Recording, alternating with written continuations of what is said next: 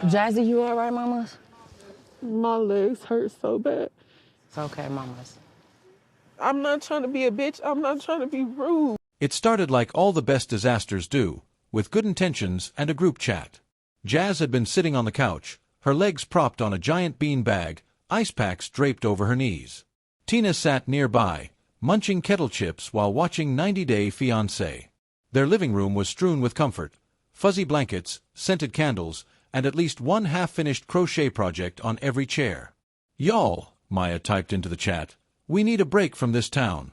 Let's do a girls' weekend. Cabin. Hot tub. No men. Who's in?"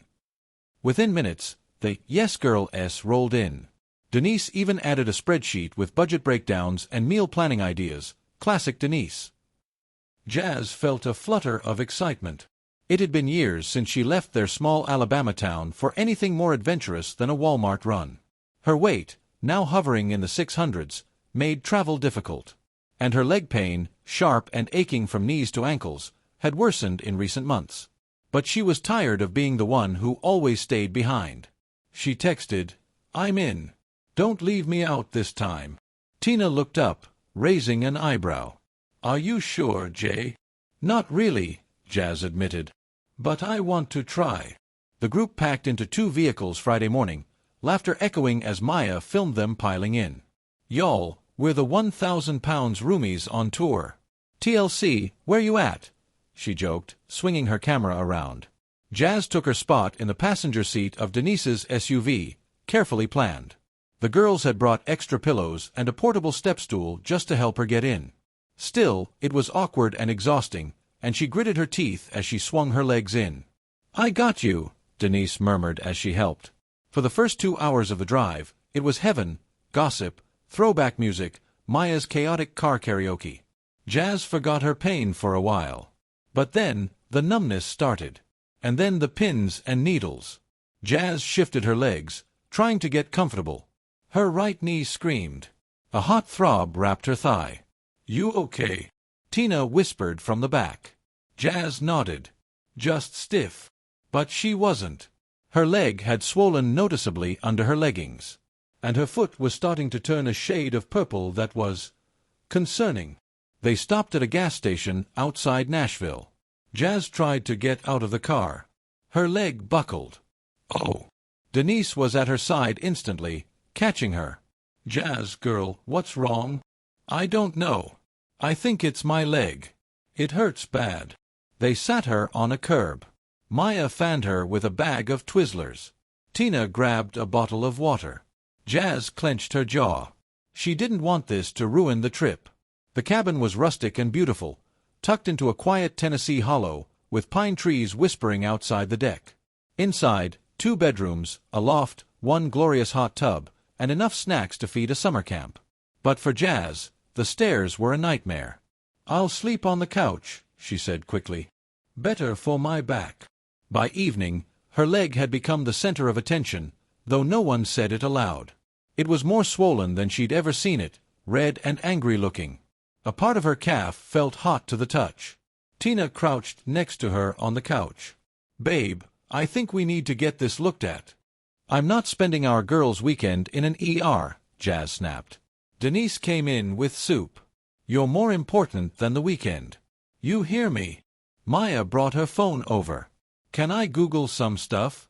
It might be a clot." Jazz felt it then, not just the pain but the shame. She felt like her body had betrayed her. Again. Always. It was supposed to be a weekend of fun. Not this. She turned her face away. "Y'all don't get it. Every time I try something normal, something goes wrong. My body's just done." Tina sat beside her. "No. Your body's tired. Not done. There's a difference." Jazz was quiet for a long time. Finally, she whispered, "Okay. Yeah." They drove her to a small emergency clinic 20 minutes away.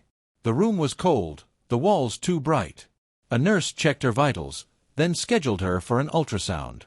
The doctor confirmed what they feared, deep vein thrombosis, a blood clot in her leg. "You're lucky you came in," he said. "This could have traveled to your lungs." Jazz nodded, swallowing tears. "Not out of fear.